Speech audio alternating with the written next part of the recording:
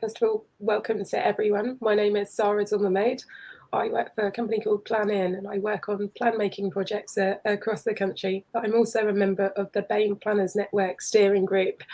The BAME Planners Network was set up in 2020 to really think about how we make the sector as a whole more inclusive, and how we raise a profile of BAME planners already working in the sector or thinking about joining the planning profession. I am so delighted to be joined today by my co-host, I want to say, Nicole McShane, who is a town planner over at Arup and brings a huge amount of experience working on policies and development management issues, and is also a volunteer herself. And as the BAME Planners Network, we are so pleased to join together with Rtpi to just think about diversity in decision making, and also have a particular focus on elections and governance matters for Rtpi. This session is particularly focused on those of you who are thinking about volunteering, whether that's at the regional or the national level with the Rtpi. As you start to think about that, I'll introduce you to the panel of current volunteers, in fact, that we have holding some of those posts already a bit later in the session.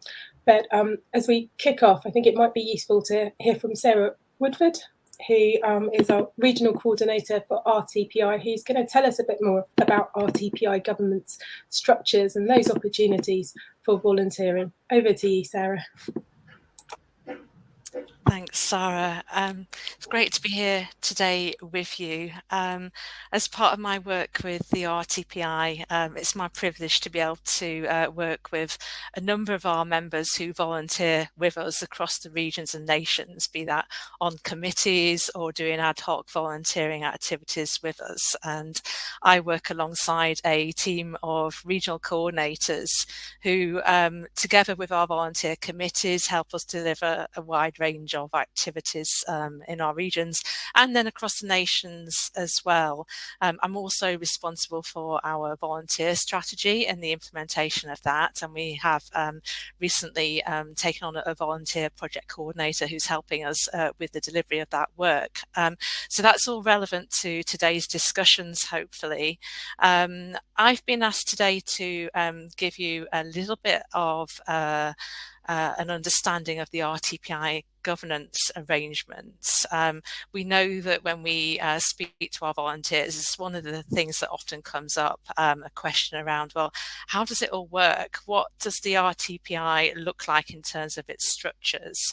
How does it all fit together? And certainly if you're new to volunteering, that question is quite a complex one for us to answer. So today, hopefully I'm going to be able to demystify a little bit of that for you. I'm going to talk a little bit about our structures from a governance perspective and how that helps us to achieve our goals that are outlined in our corporate strategy. So hopefully most of you will know the Rtpi is made up of 27,000 members, those being in the UK and wider. And we have quite a complex arrangement in terms of our governance structure. So, of course, you may not know that we are a charity, and because we are a charity, we're bound by certain rules and regulations. I'm not going to go into those today in any detail, but our committee structure is there really to support us in that. It helps us deliver against the objectives that are set out in our corporate rules and regulations. So I'm just going to talk to you a little bit about how all of this fits together. This first diagram that hopefully you can all see is quite a complex one, but if I take you first off to the orange box right at the top, everything that we do at the Rtpi stems from our leadership, and the Rtpi Board of Trustees is our governing and leadership body. It is a strategic body, and everything that we do falls out of the delegated authority that the Board of Trustees is there to pass on.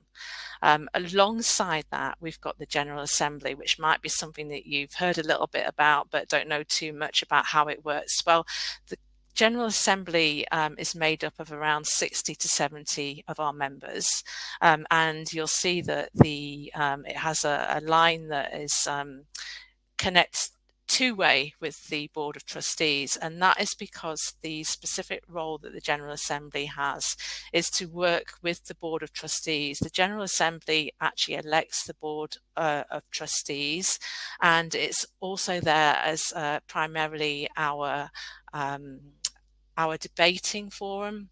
So the General Assembly will play quite an important role in helping us to discuss and debate those important matters that we have from a planning perspective, but also from a corporate perspective. So it helps us to make recommendations back to board on some of those decisions we make here at the RTPI. So those are the two key things that we see on this slide. But as you can see, there's probably about another 35 committees that may not be too visible for you. I'm not going to go through them all at this point, but I am going to take you to the next slide, which may help you see things a little bit more clearly. So broadly speaking, in terms of the RTPI's committees, we have something that we call standing committees, and those are our national committees, and they work across a range of different topic areas, including policy and practice, education and learning, membership and ethics. And those bodies, those committees, report back to board, and each year we will elect new members to those committees at a national level. Then alongside that, and the area that I'm closest to, is the committees that work with us at a regional or local level. So if you're based in an English region, that will be the Regional Management Board. If you're based in Scotland, Ireland, Northern Ireland or Wales, that will be your National Executive Committee. And falling out of all of those, we have got various groups that you might have come across, be they with the Regional Activities Committee, be they working groups, be they subgroups of those other committees. So what's it all about then? Obviously, we're here today to encourage you to think about what volunteering, getting involved with a committee might mean for you. We do that because of the three areas that we have outlined in our corporate strategy that the RTPI wants to focus on. So first of all, from a volunteering perspective, it's that opportunity to get involved with how we influence, how we stand up for planning, how we begin to tell the story of what planning can do for us in terms of promoting it as a career, potentially working with government, all those kind of things that we do at a corporate level that volunteers can get involved with. Secondly, you'll see in the middle the membership. Well, as a membership body, first and foremost, the RTPI is here to support you as planners, and we do that in terms of peer-to-peer support as well, and our volunteers supporting each other. And that's the membership area. And finally, in our learning. So lots of opportunities to get involved with how we support our members in their own CPD, in terms of training, delivering events, etc. The second question we often get asked is around, well, I now know what we can get involved in as a volunteer, but how do I go about doing that? At what point in the year might I be able to get involved? So this next two slides just shows you a little bit of information about the elections timeline for us. There's actually two cycles of elections that the RTPI runs. The first opens in June, and that is when we elect to the Board of Trustees, the General Assembly, and our Vice President. So hopefully those of you that are watching today would have seen that we've been going through that process, and that now is the time to get involved in voting for our Board of Trustees and General Assembly members.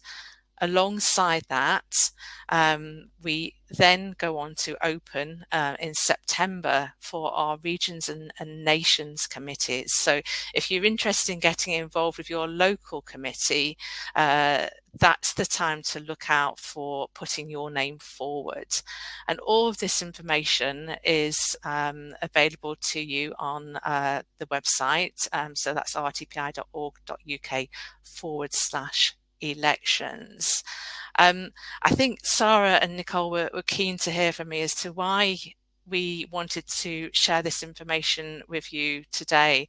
And it's really all about us being able to help volunteers find a way to getting involved. But more importantly for today, it's about wanting to see a more reflective and diversity sorry diverse community of people on our committees. I'll always remember that when I first joined the RTPI, one of our former chairs actually said to me, "Oh, Sarah, I came along to one of your committees about 20 years ago, and I looked around the room and I didn't see anybody that was like me. They were all older gentlemen of a certain age, and they weren't really truly reflective of where I was in my career. It didn't look like there was much balance in terms of gender. There wasn't much balance in terms of representation from the public and private sector. And all those, obviously, to us in the RTPI are really important things, because we are committed to wanting to see a more reflective and diverse community, not just on our committees, but also in terms of the planning world itself. So that's why we're here today. We're wanting to take questions and hear from us, some of our volunteers, about what it's like to get involved with the RTPI on our committees. I'm going to hand back to Nicole and to Sarah. Thank you so much, Sarah. It looks like there's a really huge range of different opportunities available. Just thinking about that chart that you showed us at a number of different levels and focused on a number of different areas. And I'm so excited to move into our discussion with some current volunteers. Delighted today to be joined by Mita from Town Legal, from Ifeanyi, who's from the Planning Inspectorate, and also from Charlotte, who's at Richmondshire Council. That's right. Yes. So we've got a good collection of speakers today on our panel from across different sectors. I'm going to stop talking because I'm so excited to hear from you all, and I'll just hand over to Nicole, who Nicole and I've got a series of questions for you, just to hear more about your experiences.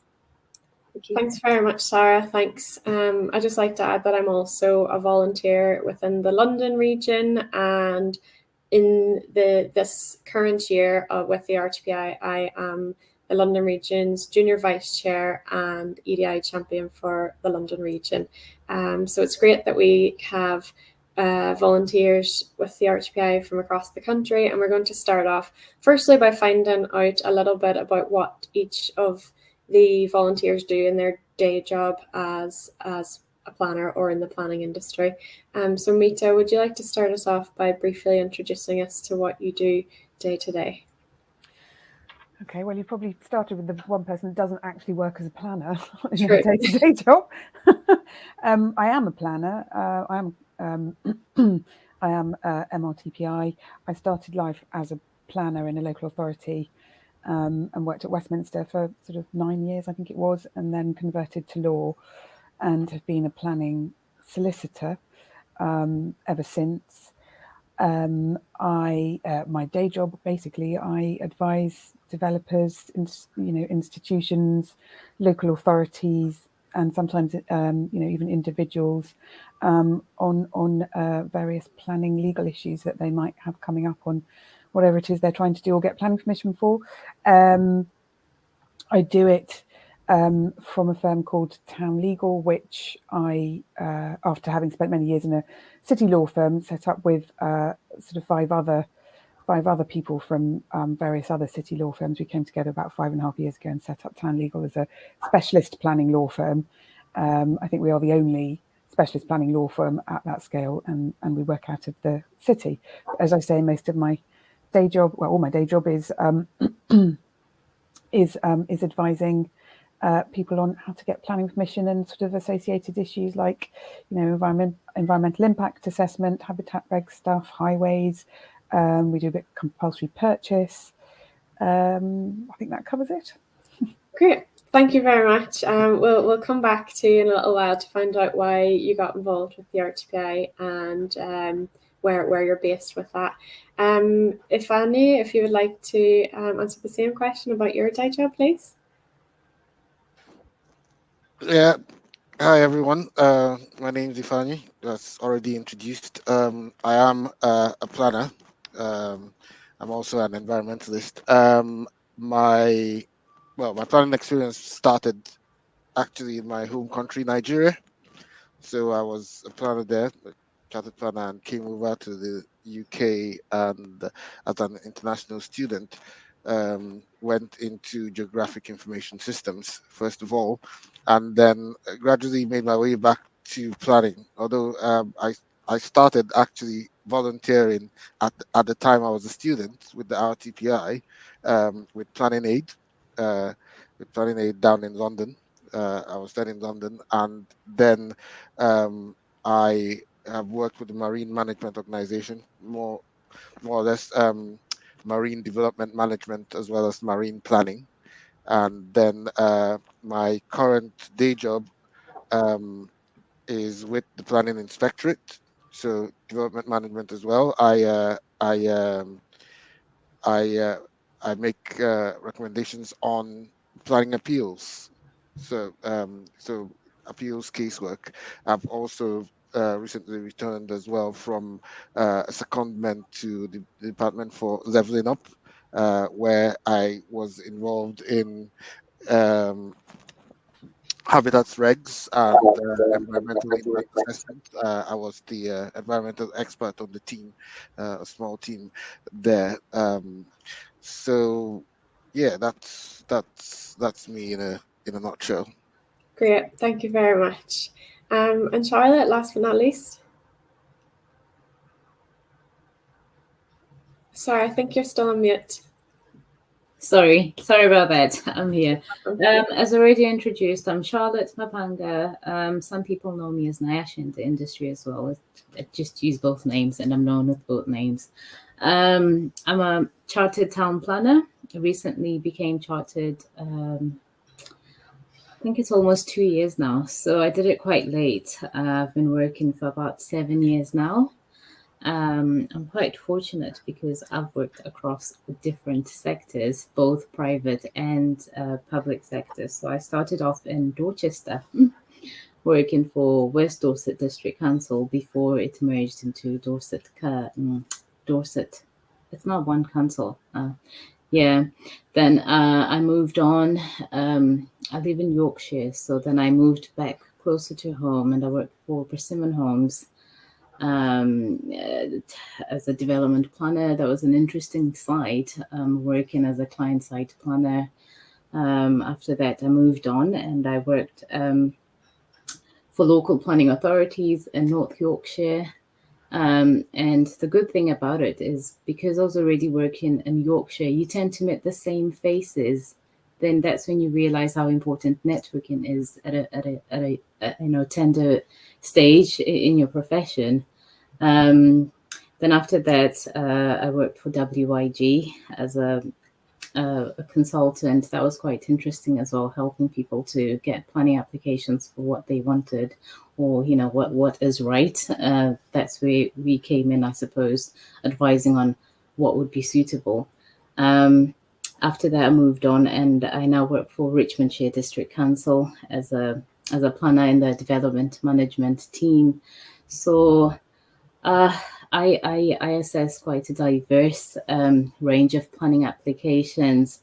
I think local planning authority is a good place to start when you want to just know everything, because there's no one certain planning application you're looking at. You're looking at everything So it's quite a good place to just broaden your knowledge of what type of things you get involved in. So I deal with household applications, minor applications, change of use, and we're quite lucky where we are in Richmondshire District Council. It's quite a rural location as well. So there are a lot of agricultural type of applications that we come across, and you don't get those when you work in an urban environment. And we've got many things, exciting developments happening around the Scotch Corner. So that's me. Great. Congratulations on your recent chartership. What you said there about networking and the value of a network is really interesting. Was that to do with why you got involved maybe in the Rtpi? Maybe we'll stay with you for the next question and you can tell us a little bit about what you've been doing with volunteering with the Rtpi, and if you could let us know which region or nation that's with as well. Okay, so yes, I think networking is what got me involved with the Rtpi. When I started working with Dorset, Persimmon Homes, there was no real push to be involved with the Rtpi or anything. But when I started working at WIG, that's where there was a real importance to be Rtpi. That's where I decided that I'm going to actually start working towards becoming Rtpi accredited. It's something that was just put on hold and no one was really pushing me or telling me the importance of it. So that's when it started. Then through that would go to networking events. That's how you'd meet people in the industry, mentees, anything. It's really important, I think, especially in private sector. So that's where my interest started. By the time I left WIG and went to the local planning authority, it was already on my list that I wanted to be part of the Rtpi. And through networking, I always noticed that in the room, it was all private sector people. There was no one really representing the public sector community, of which I thought that was really important. Why not? Mm-hmm. So that was another push for me to be involved whilst working for a local planning authority. Great. So I'm based in the Yorkshire region, so I sit and support the Yorkshire Regional Activities Committee. Great. And within the Regional Activities Committee, what does that involve? I know it involves from a London perspective, but the audience of this webinar perhaps maybe haven't volunteered with the Rtpi before, and maybe might not be aware what kinds of things we do within the RAC or the Regional Activities Committee. What do you do in your region? I'm relatively new on the committee, but all I can say is there are a broad range of things you could do to help and support the themes and what we're trying to get out. I sit on the activities committee, so I volunteer on ad hoc events planned by the activities committee. Because of my network experience in North Yorkshire, last year when Way visited Yorkshire, I then managed to convince my manager at Richmondshire District Council so we could also host Rtpi and show them a bit about Richmondshire and, just put ourselves out on the map there. And that was a great opportunity actually for to know that I assisted that and we were able to do that. I think it was a great feeling to show Way around and this is what we've done in our patch, this is what we're working on. That was good. So I'm more interested in championing young students who might want to go into planning. So I want to see more people like myself in planning. So I try to make plans to go and visit universities. As in with COVID, we haven't gone out to do any talks or anything. But in the future, we do hope that I will be able to do more of that and go and really let people know about planning and the profession and RTPI? Thank you. It sounds like you're doing some really positive work and plenty of great plans for the future. Thanks. Mita, would you like to tell us about your current involvement with the RTPI and what region or nation that's been with? My current involvement with the RTPI is not really, it's not through a region at all. When I started very, very long time ago, I got involved with the RTPI when I was a student, and actually that was sort of central RTPI with what was called council then, but is now General Assembly. And then when I came to London to take up my first job, then I was involved with RTPI London, and I was for a very long time. I was chair for 2 or 3 years, I think it was. But that I decided to make a change a few years ago, and decided to stand for election to General Assembly. And then I think it was, I can't remember, 3 years ago, 4 years ago, I think I was at a General Assembly meeting where there was a report to General Assembly. Bear with me on this. There was a report to General Assembly about the diversity and of the makeup of our membership. And it looked at the membership as a whole. It broke it down into, regions. It broke it down into General Assembly, and it broke it down into what the board looked like at that stage. And the one statistic that jumped out at me immediately was that only 23% of the women at that time were, only 23% of the board at that time, admittedly, much smaller number of people were women. And I think my head shot up at that point, and I went, really? In this day and age, that seems very odd. That should be pretty easy, shouldn't it? We know how many women, start studying planning and go through into the planning profession. This should be really easy. It apparently not. So I stood for election to the board, and I got on the board, and I've been on the board for, I think it is the last 3 or 4 years. I can't quite remember. Maybe 4 years. So I've been a trustee during that time. And also, I think for the first 3 years, I was chair of the Membership and Ethics Committee. If you remember at the presentation at the beginning, there was mention of the board or the RTPI having a number of standing committees. Membership and Ethics is one of those. So I was chair of that. That was until the beginning of this year. Currently, I am chair of Nominations Subcommittee, and also a relatively new committee, which is Appointments and Remuneration. But as I say, I'm also, still a trustee on the board, and currently vice chair of the board.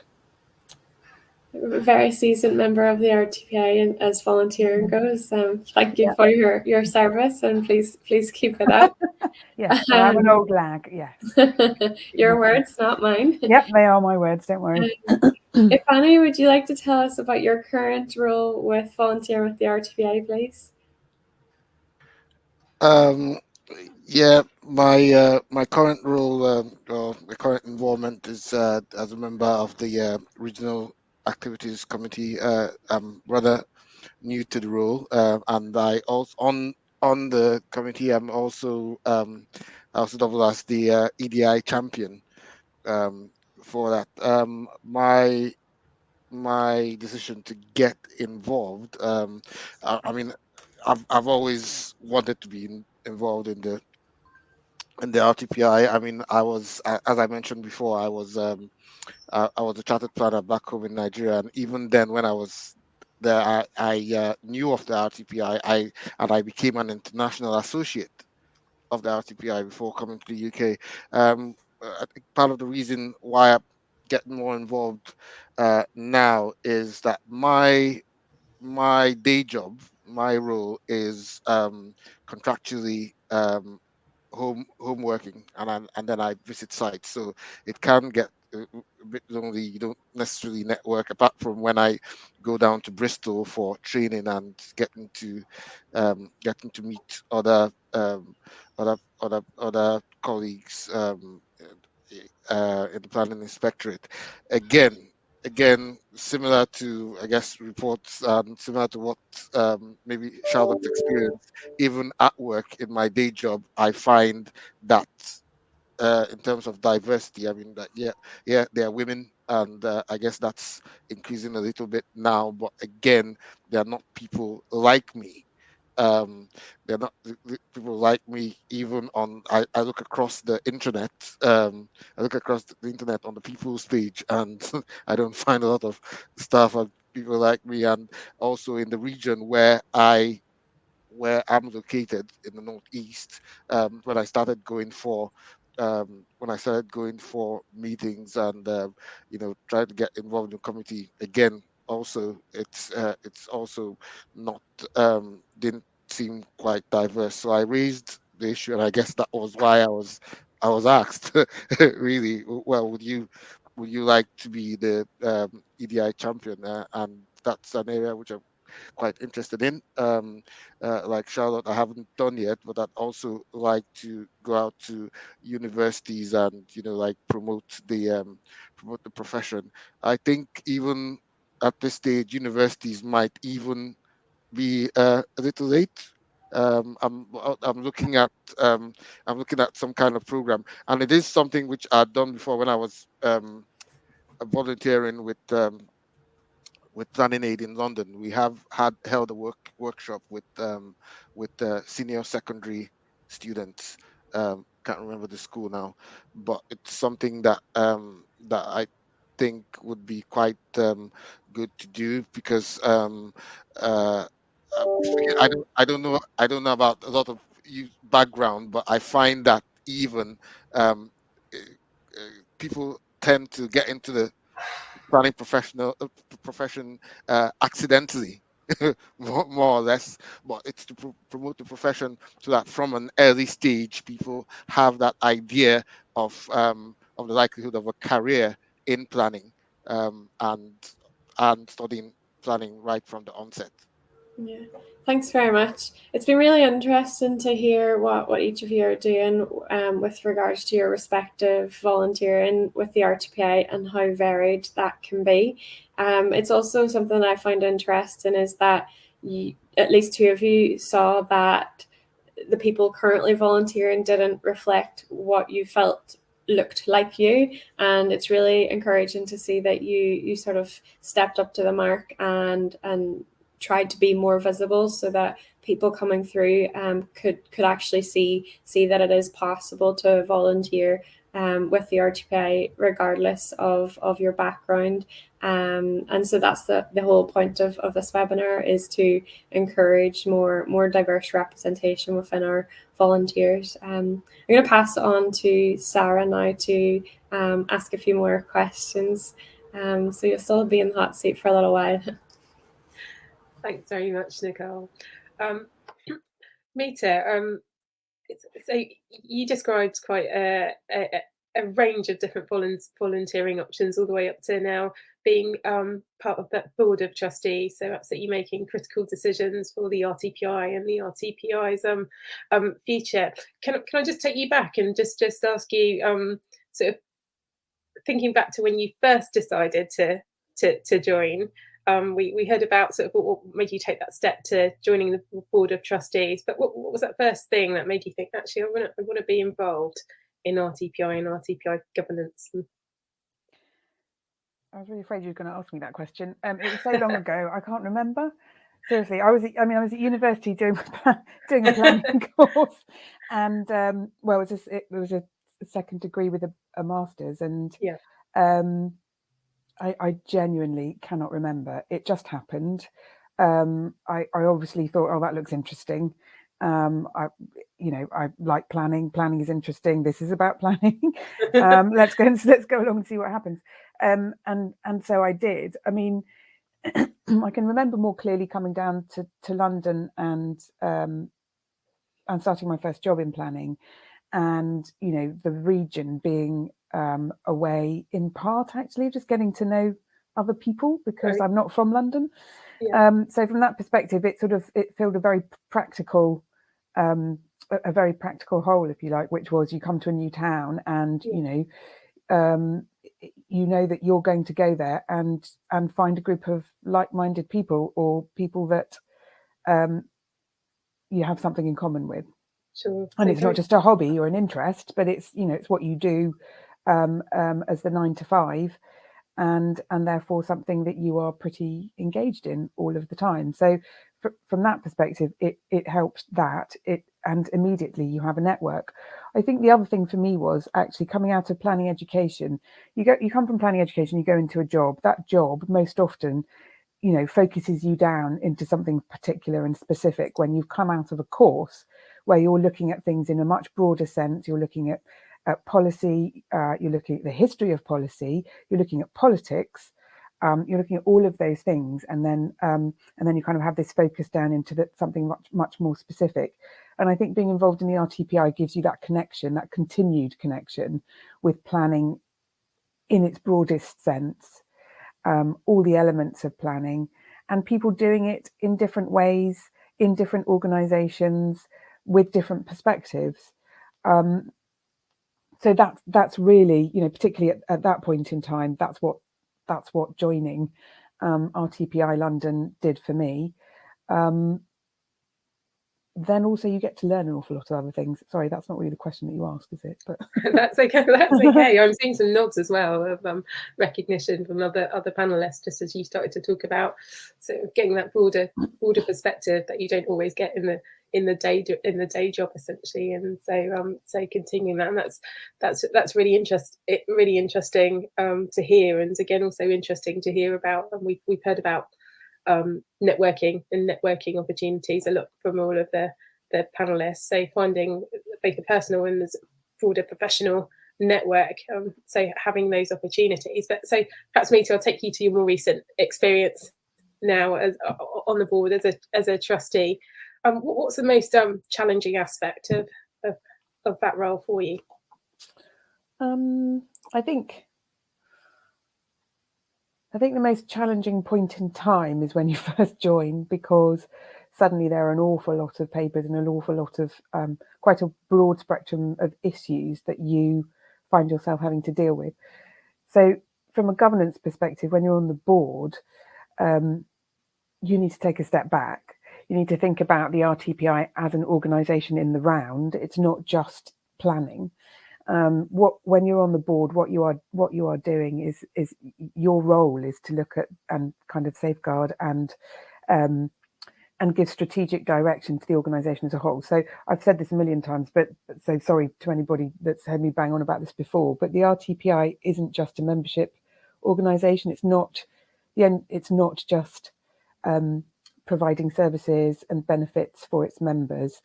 That obviously is its raison d'etre, but it has staff, so it's an employer. It has a building, so it's a property owner that needs to keep that building maintained. It's a charity, so it has obligations on, in that respect. It holds money and it collects money from its members, so it has financial obligations.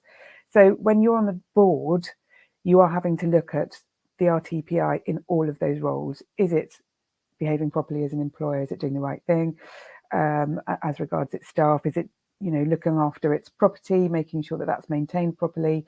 And alongside that come a lot of sort of regulatory and compliance issues like health and safety, data protection, all those sorts of things. Financial management is a big part of that. So I think, again, when you first get onto the board, there's an awful lot of paperwork to look at. It's all virtual. We're not printing off forests or anything, but there's a lot of that to look at and to get your head around. And it can take a while to just kind of to start to feel as though you're getting under the skin of the RTPI in all its different roles, in order to be able to sort of contribute or make you feel as though you're contributing properly, I think, and fully. So I think there was that point in time where you kind of have to get your head around all of that stuff. I think once you start to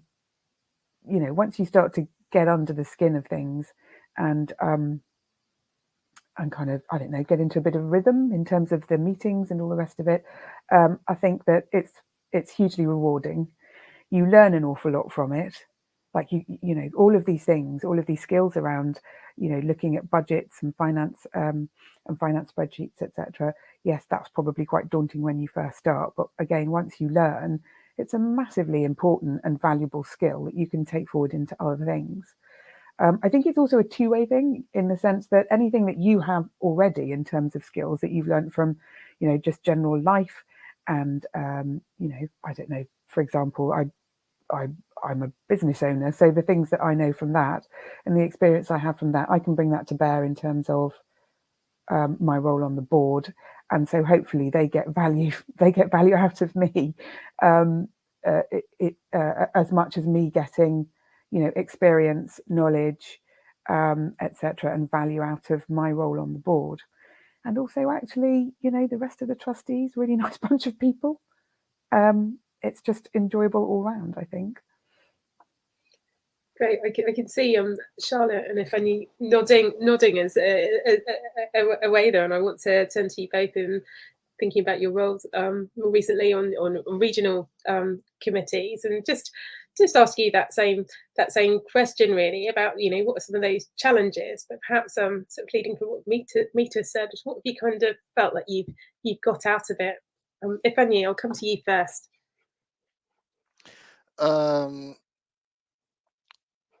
Challenges. Well, I guess I'll start with what I get out of it, and just like Mita, it's also that diverse knowledge and experience with dealing with professionals from different backgrounds. As I mentioned previously, I came from Nigeria, and planning has always been my first degree, but in Nigeria, planning is more, it's a different kettle of fish. It's more design based. So you have a design, you have a plot subdivision, and okay, these are the plots, and this is how the layout, this is how the neighborhood layout is going to look like. Where you actually find it, where that's actually done.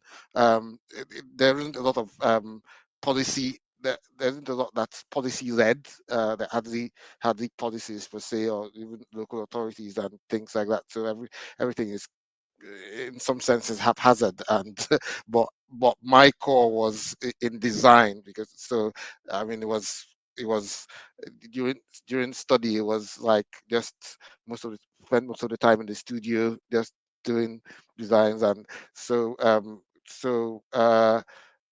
there was development control, but again, you don't have a lot of policies to go on in terms of development management. So uh, that experience as well, even EI, even with the EIA, even though yes, I've done some of that in my different roles I've had here in the UK, nothing like HRA, nothing like HRA over there. So um, just networking and mixing with different professionals from different backgrounds, um, uh, transport planners, transportation planning, and different things. So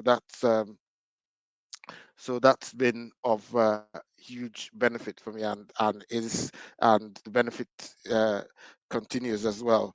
And again, like I said, building that network where in my role you might not get, or the people I just get to know are just people who I work with, who I don't even see every day because of. But then again, where there's an activity, even such as a social activity, get to you get to meet with other professionals and this and discuss and learn from them.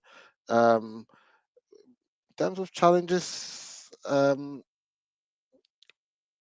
think I'll pass on that one, because I haven't met any serious challenges per se.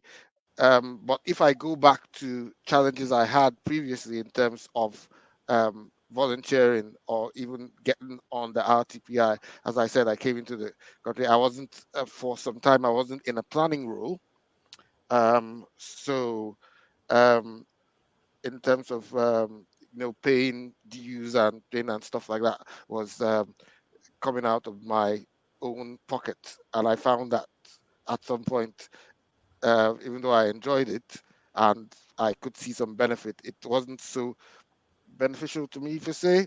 But now I'm in a role where membership is encouraged by my employer. They actually pay for membership, so that's a good thing. They also reimburse for essential training. If you can make a business case for it, they would pay for it. Things like CPDs and all that.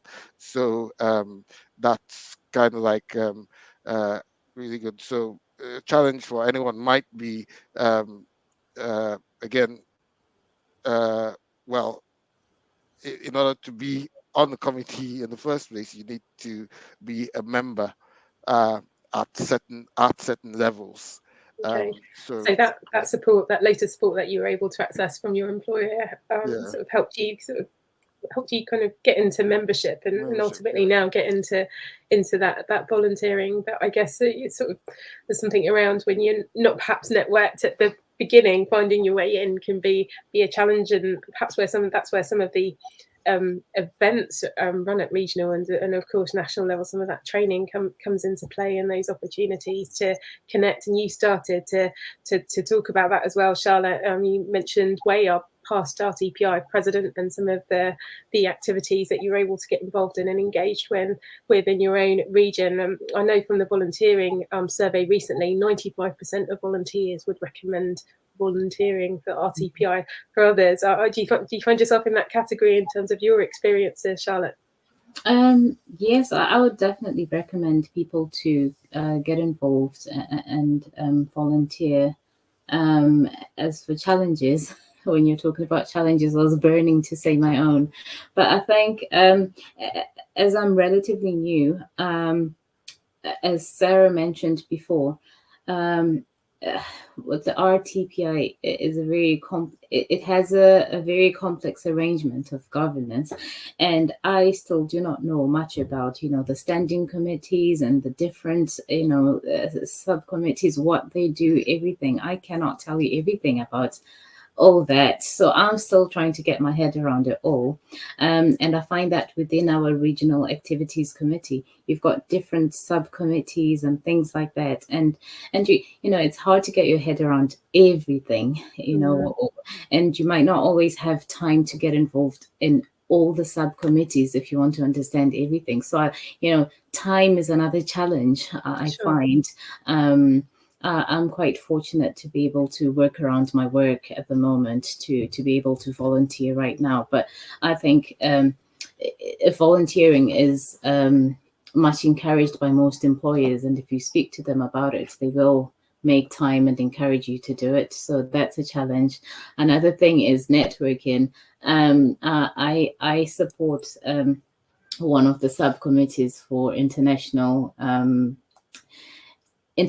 group, and sometimes when you're discussing topics about the future and what to do, I miss all my former uni mates I went to, because we had quite a large Chinese community at University of Sheffield, and I'm glad I kept in touch with some of those people, because now I'm reaching out to them and I'm saying, look, we're discussing about this. Is there something you might be able to share? So keep your contacts. It's not even about networking at a professional level. Still at university, school, keep your contacts. You might need them.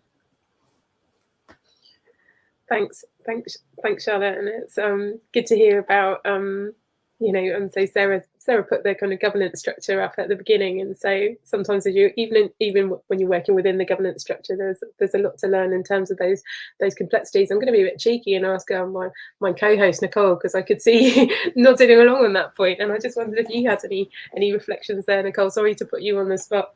Absolutely.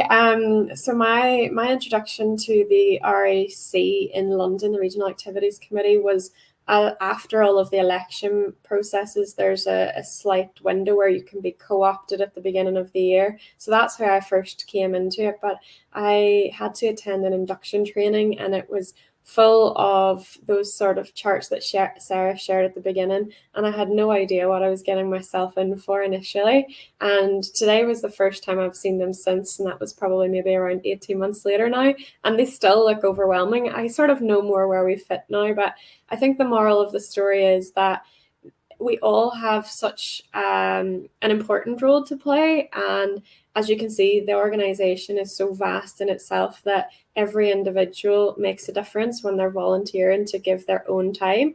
And so the more volunteers that we have, the larger impact that we can have, regardless of what it is that you want to volunteer for, whether that be encouraging other people to get into the profession or whatever your interests are.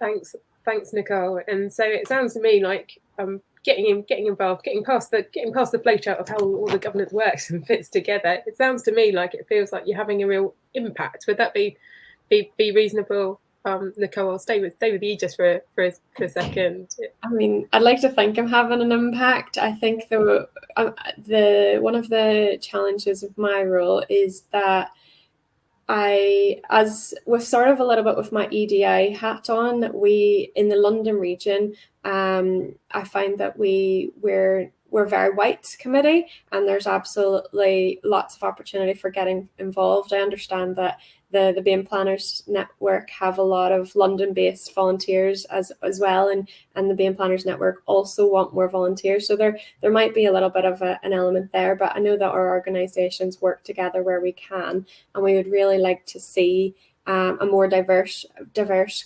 committee. But in terms of having an impact, I enjoy getting involved with the schools and encouraging young people to join the profession, because I think, as Ifani sort of touched on earlier, university sometimes can be a little bit late, and I think that if we prioritise working at schools now, we might see a difference in the profession 5-10 years down the line. Fingers crossed. Great. Yeah. So and there are those opportunities, of course, to do that in the context of your regional roles, as we've heard from you, Nicole, and also others who are involved in those regional committees. So to think about how we introduce people, perhaps at much earlier stages, we're saying to the profession and all that it offers. I'm just mindful of time now for the panelists, and so I'm sort of been bringing this discussion to a close, and having reflected a little bit on how you found your way into your current membership roles. What advice would you give to someone who's considering volunteering, whether that's in a national role or on the board of trustees, perhaps through the General Assembly route, or in a regional role? Just give you moment to think. What would you say to someone? Perhaps come to you first, Ifani.